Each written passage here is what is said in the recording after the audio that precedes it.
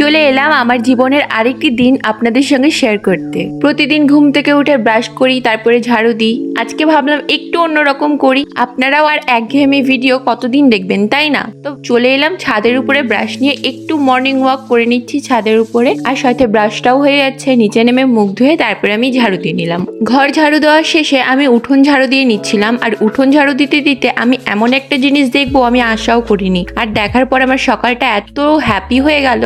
সত্যি, এই যে গাছটা দেখছেন, এই গাছটা ইন্ডিয়ান রাসবেরির গাছ, যেটা আমি আর আমার হাজবেন্ড যখন আমার পরিবারের সঙ্গে গিয়েছিলাম সুন্দরবন, ফেরার সময় শিয়ালদা স্টেশন থেকে নিয়ে আসে এই ফলগুলো। দু চারটে গলে যাওয়ার পর সেই গলা ফলগুলোকে মা লাগিয়ে দিয়েছিল বাড়িতে, আর সেই থেকে গাছ হয়েছে। আমরা তো ভেবেছিলাম ফল হবেই না, আজকে একটা ফুল থেকে ভীষণ খুশি হয়েছি। আজ বৃহস্পতিবার, সকালেই চা বানিয়ে সবাই মিলে একসাথে খেয়ে তারপরে ঘরটা মুছে নিয়ে চলে গেলাম স্নান করতে। স্নান থেকে বেরিয়ে পুজোর জন্য ফুল তুলে নিয়ে এবার বসে গেলাম আমি পুজো দিতে। অনেকদিন হয়েছে ঠাকুরের গায়ে আবিরগুলো লেগে আছে, কিছুতেই যাচ্ছিল না, তো আমি ভাবলাম আজকে ভালোভাবে পরিষ্কার করা যাক। যখন ঠাকুর পরিষ্কার করছিলাম, হঠাৎ করে ঠাকুমা শাশুড়ি চিৎকার করে বলে ওঠে, এই দেখ কি!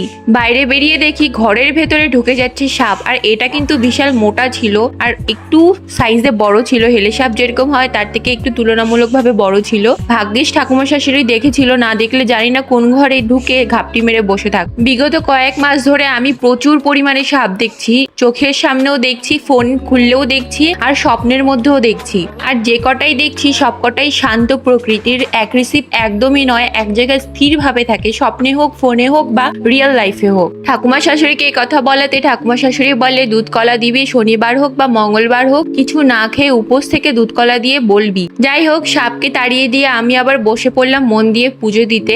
অনেকটাই পরিষ্কার করতে পেরেছি, বাট এর থেকেও ভালো করে পরিষ্কার হতো, সেটার আর সময় ছিল না। ভীষণ লেট হয়ে যাচ্ছিল, সবার খিদে পেয়ে গেছে, সবাইকে খাবার সার্ভ করতে হবে, সেই কারণে তাড়াহুড়ো করেই যতটুকু পেরেছি পরিষ্কার করে পুজো দিয়েছি। সকলেই মিলে তারপরে একসাথে খাওয়া দাওয়া সেরে বাসন ছিল কাটা, সেগুলোকে মেজে নিয়েছি। তারপরে একটু রেস্ট করে তো আমার ভিডিও এডিটিং রয়েছেই, যেটা আমার বিকেল লেগে যাবে করতে করতে। তো যাই হোক, আজকের মতো এতটুকুই রাখলাম। ভিডিও ভালো লাগলে লাইক কমেন্ট শেয়ার করতে একদম ভুলবেন না। দেখা হচ্ছে পরের একটি ভিডিওতে, ততক্ষণের জন্য টাটা।